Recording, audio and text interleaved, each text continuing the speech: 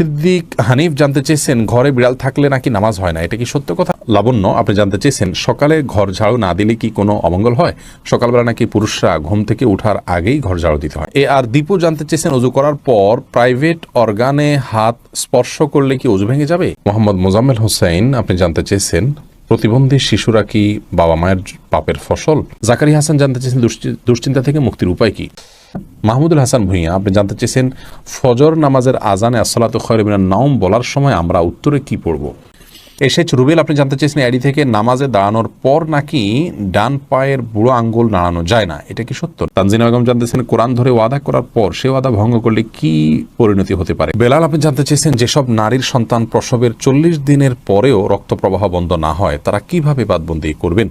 মোহাম্মদ মিজানুর রহমান জানতে চেয়েছেন আপনি একটা আলোচনা বলেছেন রাগের মাথায় তালাক বললেও তালাক কার্যকর হয়ে যায়, এটা দেখে আমার স্ত্রী আমাকে তালাক দিয়েছে, আপনার কথার কোরআন হাদিসের আলোকে ব্যাখ্যা চাই। সালমা রিহা আপনি ইউটিউব চ্যানেলে প্রশ্ন করেছেন অনেক সময় হাজব্যান্ডকে রাগ করে গজব দিয়ে ফেলি, পরে আফসোস লাগে, এতে কি গজব হাজব্যান্ডের উপরে পড়বে?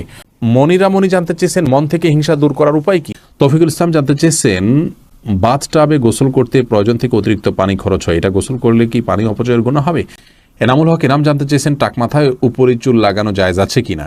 লিজা সামিনা ইয়াডি থেকে আপনি জানতে চেয়েছেন রাতের বেলা আয়না দেখা অনেক অমঙ্গলজনক মনে করে, কিছু বলুন। সোনিয়া আক্তার জানতে চেয়েছেন জিকির ও ছোট ছোট দোয়া পাঠ করার সময় কি টেনে টেনে পড়তে হবে? কোরআন আলো ইয়াডি থেকে জানতে চেয়েছেন ঋণ পরিশোধের জন্য কিছু একটা আমল বলুন। আমরা আর বিলম্ব না করি চলুন আপনাদের গুরুত্বপূর্ণ প্রশ্নগুলোর উত্তর দেওয়ার আলোকিত ভুবনে প্রবেশ করি। জাকারিয়া হাসান জানতে চেয়েছেন দুশ্চিন্তা থেকে মুক্তির উপায় কি? দুশ্চিন্তা থেকে মুক্তির সর্বপ্রধান উপায় হলো আল্লাহ রাব্বুল আলামিনের সাথে কথা বলা। মানুষ দুশ্চিন্তাগ্রস্ত অবস্থায় যদি কোনো শক্তিশালী কোনো ব্যক্তির সাথে শেয়ার করতে পারেন তাহলে কিছুটা নির্ভার ফিল করেন। আর আল্লাহ রাব্বুল আলামিনের চাইতে শক্তি ধরার কেউ নেই, তিনি কাদির, সব কিছু করতে তিনি সক্ষম। অতএব আপনার দুশ্চিন্তা দূর করবার জন্য আল্লাহর সাথে কথা বলুন, সালাতে চলে যান, বিশেষ করে সিজদা গিয়ে আল্লাহর সাথে দীর্ঘ সময় কথা বলুন, তাহাজ্জুদে উঠে যান এবং আল্লাহর সাথে কথা বলুন। কোরআনে কারীমের বিভিন্ন অংশ আপনি তেলাওয়াত করুন খুব ধীরে ধীরে, তেলাওয়াত শুনুন খুব ধীরে ধীরে, দেখবেন ইনশাআল্লাহ অন্তরের মধ্যে আপনি প্রশান্তি অনুভব করবেন।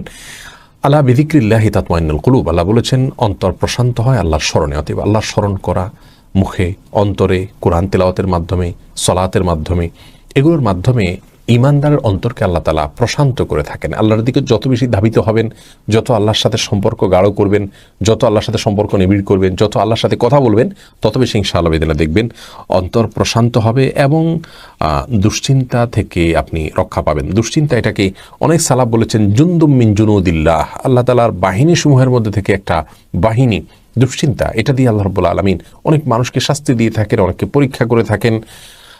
অতএব এইরকম পরিস্থিতিতে আল্লাহর কাছেই রুজু হওয়া এটাই হলো সবচাইতে বড় উপায়। অতএব ভরসা আল্লাহ তাআলার প্রতি করা এবং আল্লাহর দিকে রুজু হওয়া, আল্লাহর দিকে ধাবিত হওয়া, এটা হলো দুশ্চিন্তা দূরের সবচেয়ে বড় উপায়। যে ব্যক্তি আল্লাহর প্রতি তাওয়াক্কুল করবেন তাকে খুব বেশি দুশ্চিন্তা গ্রাস করার কথা নয়। আল্লাহর উপর ভরসা করবে ইমানদার, যে ইনশাআল্লাহ আমার অভিভাবক আল্লাহ তাআলা, তিনি দেখছেন, তিনি দেখবেন। এটি যখন করবেন ইনশাআল্লাহ আপনার মধ্যে আস্থা জায়গাটা তৈরি হবে। যদি কোনো মানুষ তার তাওহীদ খুব মজবুত থাকে, আল্লাহর প্রতি আস্থা এবং ভরসা তার খুব মজবুত থাকে, তিনি জানেন যে আল্লাহ ছাড়া কেউ ক্ষতি করার কোনো ক্ষমতা রাখেন না, আর আল্লাহ যা লিখেছেন তা খণ্ডাবার করার ক্ষমতা নেই, এই বিশ্বাস যদি কারো মজবুত থাকে তাহলে কোনো পেরেশানিতে তিনি খুব বেশি ভেঙে পড়ার কথা নয়। যার ইমান যত মজবুত তিনি তত পেরেশানিতে শক্ত থাকতে পারেন। আল্লাহ তাআলা আমাদেরকে সহজ করুন এবং সহায় করুন। মাহমুদুল হাসান ভূঁইয়া আপনি জানতে চেয়েছেন ফজর নামাজের আজানে আসসালাতু খায়রুম মিনান নাওম বলার সময় আমরা উত্তরে কি পড়ব? এক্ষেত্রে জমহুর ফোকাহা বা বেশিরভাগ ইমামগণের মত হলো সাদাকতা ও বারারতা। আসসালাতু খায়রুম মিনান নাওম মানে হলো সালাত বা নামাজ, এটা ঘুম থেকে উত্তম। এটি যখন মুয়াজ্জিন বলবেন তখন তাকে বলতে হয় সাদাকতা ও বারারতা, অর্থাৎ হে মুয়াজ্জিন তুমি সত্য বলেছো এবং ভালো বলেছো, ভালো কাজ করেছো।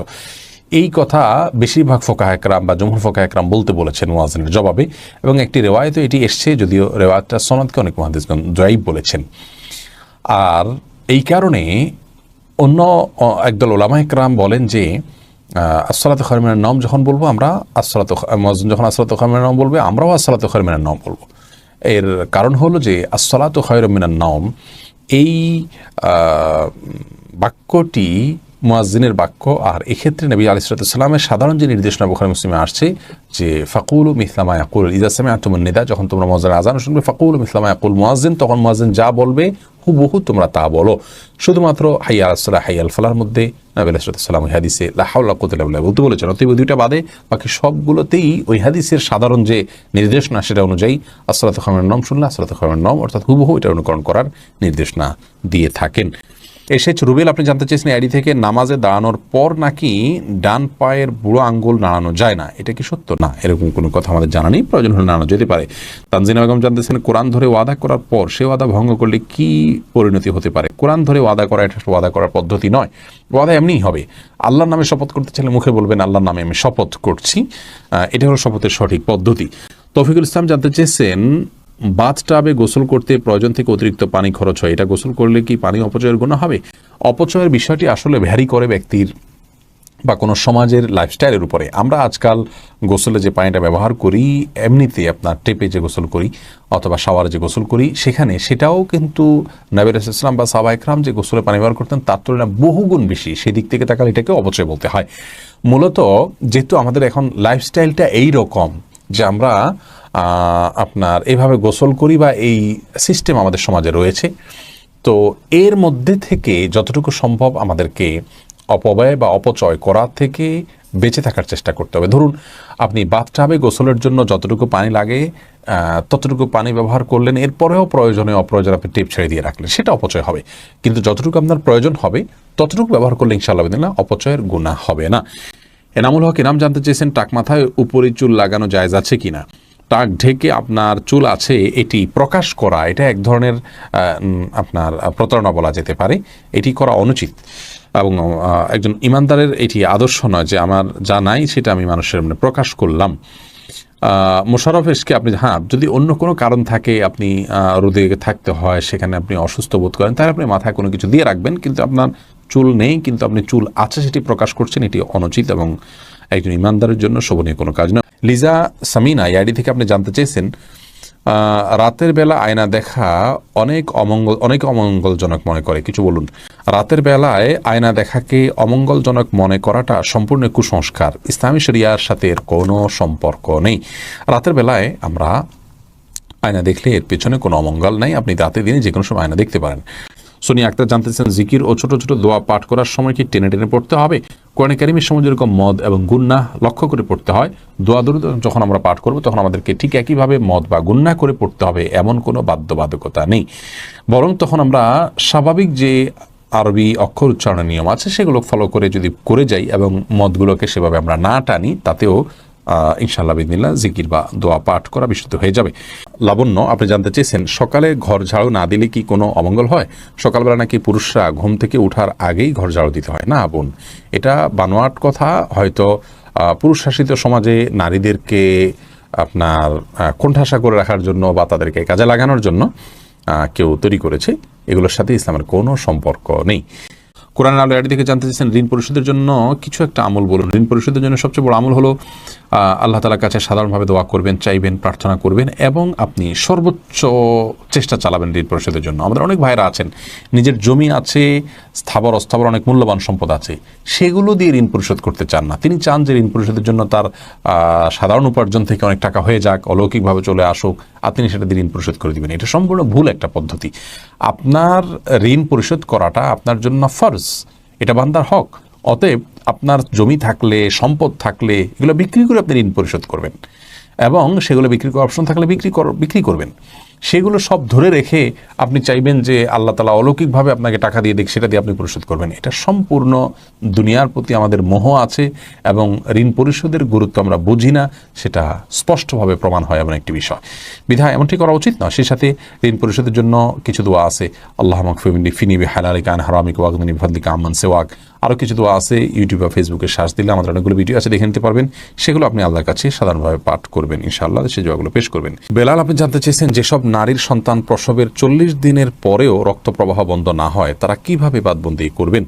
40 দিন পার হওয়ার পরেও যদি রক্ত প্রবাহ বন্ধ না হয়, নেফাস বন্ধ না হয়, তাহলে সেক্ষেত্রে তারা সম্পূর্ণ স্বাভাবিকভাবে সকলে বাদবন্দিকে সম্পাদন করতে পারবেন।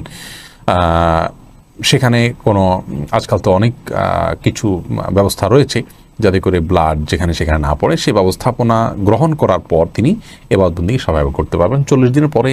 আর তার ব্লিডিং হলেও তাকে নেফাস সে আক্রান্ত বা আপনার এটাকে আপনার প্রসব পরবর্তী যে ব্লিডিং বলা হয়ে থাকে সেটির মধ্যে গণ্য করা হবে না। মোহাম্মদ মিজানুর রহমান জানতে চেয়েছেন, আপনি একটা আলোচনায় বলেছেন রাগের মাথায় তালাক বললেও তালাক কার্যকর হয়ে যায়, এটা দেখে আমার স্ত্রী আমাকে তালাক দিয়েছে, আপনার কথার কোরআন হাদিসের আলোকে ব্যাখ্যা চাই। নবী করিম সাল্লাল্লাহু আলাইহি ওয়াসাল্লাম বলেছেন, সালাতুন জিদ্দুহুন্না জিদ্দুন ওয়া হাজলুহুন্না জিদ্দুন, তিনটি কাজ মানুষ সিরিয়াসলি করলে যা হয়, দুষ্টুমি করে করলেও তা হয়, এগুলো ঘটে যায়, তার মধ্যে থেকে একটি হলো তালাক। অতএব তালাকের এই বিষয়টি খুবই সিরিয়াস, এটা স্পর্শকাতর। বিধায় রাগের মাথা তালাক দিলেও তালাক হবে, কিন্তু রাগ যদি কারণ এরকম হয় যে রাগের কারণে কি বলেছেন তিনি নিজেও জানেন না, এত বেশি রাগ হয়ে গেছে, তাহলে সেক্ষেত্রে সেটি তালাক পতিত হবে না। তবে আপনার স্ত্রী আপনাকে তালাক দিয়েছেন, স্ত্রী যদি বলেন এইভাবে যে আমি তোমাকে তালাক দিলাম, এভাবে বললে তালাক হবে না। এবং স্ত্রীর অর্পিত তালাকের যে পাওয়ার আছে সেটা তিনি কখন খাটাতে পারেন, কিভাবে সেটার প্রয়োগ করতে পারেন, এগুলো আলোচনা সাপেক্ষ বিষয়। এই জন্য এই নির্দিষ্ট বিষয়ে কোনো দক্ষ আলিমের সাথে আপনি দেখা করে কোনো দারুল ইফতাতে গিয়ে আপনি আপনার বিষয়টি ফতোয়া নেবেন ইনশাআল্লাহ। সালমা রিহা, আপনি ইউটিউব চ্যানেলে প্রশ্ন করেছেন, অনেক সময় হাজব্যান্ডকে রাগ করে গজব দিয়ে ফেলি, পরে আফসোস লাগে, এতে কি গজব হাজব্যান্ডের উপরে পড়বে?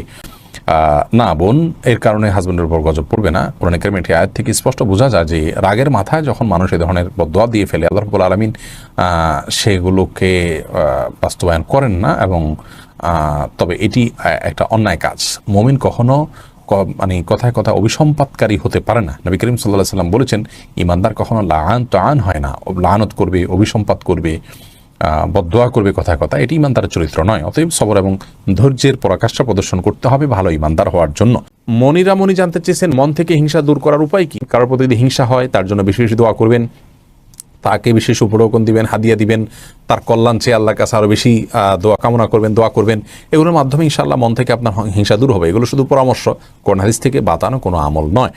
সেই সাথে আপনার অন্তরকে পরিচ্ছন্ন করবার জন্য আল্লাহ তাআলার কাছে দোয়া করবেন, আল্লাহুম্মা তাহির কলবি মিনান নিফাক ওয়া আমালি মিনার রিয়া ওয়া লিসানি মিনাল কিযব ওয়া আইনি মিনাল খিয়ানা। এই সমস্ত দোয়াগুলোতে আমাদের অন্তরকে পরিচ্ছন্ন করা, বিভিন্ন অঙ্গ প্রত্যঙ্গকে গুনাহ থেকে পরিচ্ছন্ন করার জন্য আল্লাহর কাছে সাহায্য চাওয়া হয়।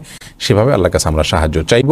আর যার প্রতি হিংসা হয় চিন্তা করবেন যে এটি আল্লাহর ফয়সালা, আপনি যদি তার হিংসা করেন তাহলে কেমন যেন আল্লাহর ফয়সালাকে আপনি মানছেন না, কেমন জানি আল্লাহর ফয়সালার বিরুদ্ধে আপনি অবস্থান নিচ্ছেন। এটি অত্যন্ত গর্হিত এবং জঘন্য একটি বিষয়। সেটি আমরা যখন চিন্তা করব, কল্পনা করব, ভাববো, তখন ইনশাআল্লাহ বিদিনিল্লাহ বিষয়গুলো আমাদের কাছে সহনীয় হবে, সহজ হবে। আমাদের মধ্যে আর হিংসা থাকবে না যে আল্লাহ তাকে দিয়েছেন, এতে আমার খারাপ লাগবে কেন, আল্লাহ পছন্দ করেন দেখেই তো দিয়েছেন। অথবা আল্লাহর ফায়সালা আমার আপত্তি থাকলে তো ইমান নিয়ে টানাটানি হবে। হ্যাঁ, আল্লাহ আমাকেও দেখ, সেটি ভিন্ন বিষয়। সিদ্দিক হানিফ জানতে চেয়েছেন, ঘরে বিড়াল থাকলে নাকি নামাজ হয় না, এটা কি সত্য কথা? না, এটার কোনো ভিত্তি নেই। ঘরে বিড়াল থাকলে নামাজ হবে না কেন? নামাজ হবে। আর দীপু জানতে চেয়েছেন, অজু করার পর প্রাইভেট অর্গানে হাত স্পর্শ করলে কি অজু ভেঙে যাবে? ইমাম আবু হানিফা রাহিমাহুল্লাহর মত অনুযায়ী অজু ভাঙবে না, এবং এর সপক্ষে অনেকগুলো দলিল এবং যুক্তি আছে, বিভিন্ন স্পষ্ট হাদিস রয়েছে। যদিও অনেক ইমামদের মতে যদি কোনো আড়াল ছাড়া স্পর্শ মানে সরাসরি স্পর্শ করেন তাহলে সেক্ষেত্রে অজু ভঙ্গ হবে। মোহাম্মদ মোজাম্মেল হোসেন, আপনি জানতে চেয়েছেন, প্রতিবন্ধী শিশুরা কি বাবা মায়ের পাপের ফসল? প্রতিবন্ধী শিশুরা কখনোই বাবা বা মায়ের কিংবা বাবা মা উভয়ের কোনো পাপের ফসল হতে পারেন না। আল্লাহ রাব্বুল আলামিনের অমোঘ বিধান হলো, একজনের পাপের প্রায়শ্চিত্ত আরেকজনকে করতে হয় না, একজনের পাপের বোঝা আল্লাহ রাব্বুল আলামিন আরেকজনের উপরে চাপান না। বাবা মা যদি পাপ করে থাকেন তো তাদের পাপ তাদেরকে পাবে, তাদের পাপের কারণে সন্তান প্রতিবন্ধী হবে এমন কোনো কথা ইসলামী শরীয়ত অ্যালাউ করেন। এটা সম্পূর্ণ ভুল এবং কুসংস্কারাচ্ছন্ন একটি বিশ্বাস। এই বিশ্বাস থেকে আমাদেরকে বেরিয়ে আসতে হবে যদি কারোর মধ্যে বিশ্বাস থাকে। বরং প্রতিবন্ধী শিশু, এই শিশু আল্লাহ তাআলার পক্ষ থেকে মা বাবার জন্য অনেক বড় পরীক্ষার বিষয়। তারা যদি এটিকে সবরের সাথে, ধৈর্যের সাথে প্রতিপালন করেন তাহলে ইনশাআল্লাহ বেদিন আল্লাহর কাছে তারা মহা পুরস্কার পাবেন। এ বিষয়ে আমরা মুসনাদ আহমদের একটি হাদিস পাই, তিরমিজির একটি হাদিস পাই। নবী সাল্লাল্লাহু আলাইহি ওয়াসাল্লাম বলেছেন যে একজন ইমানদারের নিজের প্রতি আল্লাহ তাআলা তাকে পরীক্ষা ফেলেন, তার মধ্যে বিপদ দেন, তার শরীরের মধ্যে অর্থাৎ রোগবালাই দিয়ে। আবার কখনো তার সন্তানকে দিয়ে তাকে আল্লাহ তাআলা পরীক্ষা করেন। আবার কখনো সম্পদের মধ্যে কোনো প্রকার ক্ষয়ক্ষতি দিয়ে আল্লাহ তাআলা পরীক্ষা করেন। হাদিস থেকে বোঝা যায় যে সন্তানের মধ্যে কোনো প্রকার ক্ষয়ক্ষতি হওয়া, সন্তান বিকলাঙ্গ হওয়া কিংবা প্রতিবন্ধী হওয়া, এগুলো সবগুলো আল্লাহ তাআলার পক্ষ থেকে পরীক্ষা। আর এই পরীক্ষায় যদি কেউ সবর করতে পারেন এবং আল্লাহ তাআলার এই পরীক্ষায় উত্তীর্ণ হওয়ার চেষ্টা করেন, আল্লাহর সিদ্ধান্তকে মেনে নেন এবং এই কষ্টকে সহ্য করেন, আল্লাহ তাআলার ফয়সালার প্রতি সন্তুষ্টির কারণে, তাহলে আল্লাহ রাব্বুল আলামিনের সাথে এই ব্যক্তি সাক্ষাৎ করবে কিয়ামতের ময়দানে এমত অবস্থায় যে তার কোনো গুনাহ থাকবে না। হাদিসটি তিরমিজিতে বর্ণিত হয়েছে। অন্য আরেকটি হাদিসে আসছে নবী সাল্লাল্লাহু আলাইহি ওয়াসাল্লাম বলেছেন, ইন্না আইজামাল জাযাই মা আইজামিল ওয়ালা, নিশ্চয়ই আল্লাহ রাব্বুল আলামিনের পক্ষ থেকে পরীক্ষা যত বড় হবে তার জন্য পুরস্কারও তত বড় হবে। অতএব কোনো বাবা মা যদি প্রতিবন্ধী সন্তান জন্ম দেন তাহলে তাদের জন্য এটি অনেক বড় পরীক্ষা, তাদের প্রতিদান আল্লাহর পক্ষ থেকে অনেক বড় হবে ইনশাআল্লাহ বিদিনা, যদি তারা সবর করতে পারেন। মুসনাদে আহমদের এক বর্ণনায় এসছে যে নবী সাল্লাল্লাহু আলাইহি ওয়াসাল্লাম বলেছেন, কোনো ব্যক্তি যখন অসুস্থ হয়, রুগ্ন হয় বা তার শরীরে কোনো ত্রুটি থাকে, কোনো প্রকার প্রতিবন্ধকতা থাকে, তখন আল্লাহ রাব্বুল আলামিন ফেরেশতাদেরকে বলেন যে আমার বান্দা যতটুকু আমল করতে পারে এই তার প্রতিবন্ধকতা নিয়ে সেটুকু তোমরা লিপিবদ্ধ করো তার জন্য। এরপরে তাকে যদি আমি সুস্থতা দিয়ে দেই তাহলে তো যেটুকু তার অসুস্থতা ছিল, প্রতিবন্ধকতা ছিল, সেগুলো থেকে এটি কাফারা হয়ে গেল এই কষ্ট সহ্য করার কারণে। তার কোনো গুনাহ, ভুল, ত্রুটি, বিচ্যুতি ইত্যাদি থাকলে সেগুলো আল্লাহ কাফারা দিয়ে দিবেন। আর যদি সেই ব্যক্তি অবস্থায় মৃত্যুবরণ করে তবু আল্লাহ তাআলা তার প্রতি অনুগ্রহ করবেন, রহমত করবেন এবং তাকে মাগফিরাত নসিব করবেন। অতএব বিকলাঙ্গ হওয়া এটা কোনো দোষের বিষয় নয়। আর সন্তান বিকলাঙ্গ হলে সেটা বাবা মার পাপের ফসল, এই কথাটি মূর্খতাসুলভ কথা, এর সাথে কোরআন হাদিসের কোনো সম্পর্ক নেই।